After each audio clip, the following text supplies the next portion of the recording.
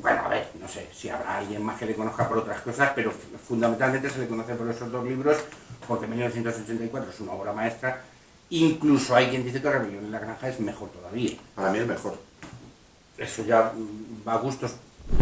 Pero para mí son los dos muy buenos, no sabría decirte. No, claro, a ver, yo no los distingo porque además son formatos completamente distintos, son distopías, obviamente, sí. Pero la de Rebelión en la Granja Rebelión en la Granja es una fábula. Exacto. Es que realmente es una fábula. Eso es. Pero además una fábula pura y dura. Es decir, sus animalitos, sus representaciones, es que es una fábula. Muy interesante, Rebelión en la Granja.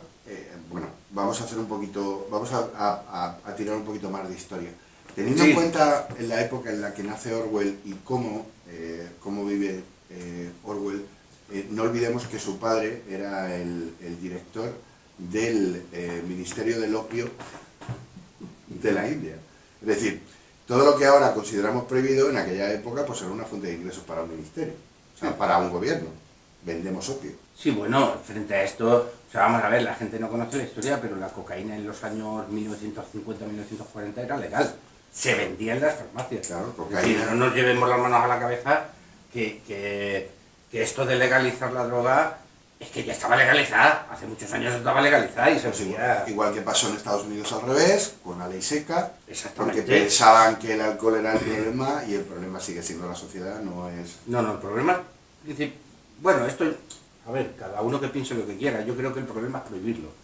Es decir, la gente va a consumir lo que quiere consumir cuando quiere consumirlo. Claro, a mí me dices, es que no queremos, a ver, en principio no queremos entrar en este tipo de dialécticas porque hay opiniones para todos, pero el alcohol es legal y accesible, entre comillas, y la marihuana no.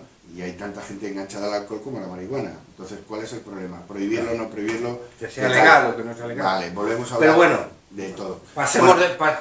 Corramos un estúpido. Sí. Una vez dicho esto, de lo del Ministerio del Opio, el padre de Orwell, Orwell, por la educación que recibió y por la información que recibió y por el estado social en el que se vio inmerso, en esa Inglaterra de principios del siglo, no olvidemos que nació en 1903 y que vio toda esa revolución industrial y demás, y cómo se trataba a los trabajadores y qué se hacía con ellos.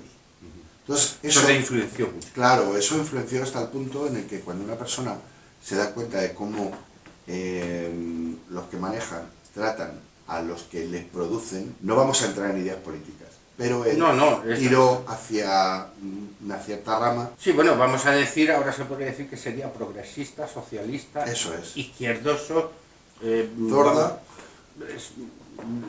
todas son... venezolano. Sí, pero era crítico también, ¿eh? Claro, porque, por ejemplo, él era de izquierdas, era totalmente de izquierdas, era una persona con una conciencia social tremenda, pero, por ejemplo, era muy crítico con el estalinismo. Claro, eso es. O sea, tampoco estamos hablando de un tío dogmatizado que no supiera pensar por sí mismo. Sí, sabía... una persona íntegra en ese sentido hasta el punto de que estuvo en las brigadas que vinieron a internacionales, eso es, exactamente, las que vinieron a ayudar al bando republicano en la Guerra Civil Española, exactamente, estuvo, que luego estuvo también en la Segunda Guerra Mundial. Estuvo en la Segunda Guerra Mundial, de hecho tiene un libro, por si lo queréis leer o queréis interesaros, que se llama Homenaje a Cataluña, que habla de su experiencia en el bando republicano. Sí, en el Frente Catalán, que fue uno de los... Exactamente. Y bueno, y su conciencia social, bueno, hizo muchas cosas. Incluso se hizo detener una vez para saber cómo trataban a los presos dentro de las cárceles. Era un tío con una conciencia social muy fuerte. Y yo creo que eso se refleja en sus obras. Está claro, eso es evidente.